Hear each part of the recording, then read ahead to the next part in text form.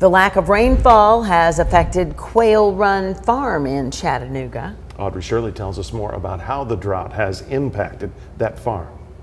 The severe drought in Hamilton County has taken a toll on the pastureland and animals at Quail Run Farm. We spoke with owner Joe Riley to learn more about how this drought has impacted his farm. Riley describes that Quail Run Farm is a regenerative farm. Cattle rotates from pasture to pasture to eat the grass, since there is a lack of rainfall and grass regrowth. Riley says cattle are unable to circulate like they are supposed to during this time of year. It's gotten so bad that we don't have enough pasture to be able to put them on fresh. And so if you leave them on the stuff that they've already eaten down, they just eat it down all the way to the roots, and then it can't regrow. Riley explains that the warm season grasses have not received enough moisture to keep growing and for cattle to continue consuming. As a result, cattle have to be in a confined space and eat hay. Normally you wouldn't start feeding hay till the winter, obviously, but we've had to start doing that now just so that we can try to avoid them doing too much damage out on the pastures.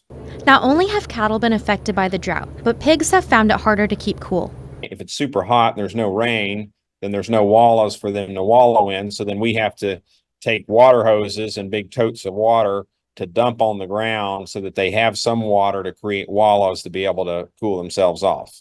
He also mentions that the creek has dried up, preventing other animals from drinking natural spring water. Normally we would let other animals be able to get water out of the creek too.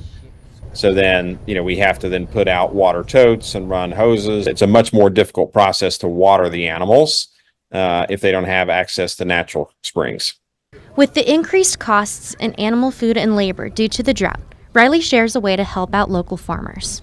We appreciate more now than ever, support from people who are willing to come out and buy our products. We've got a shop on the farm and we go to the farmers markets.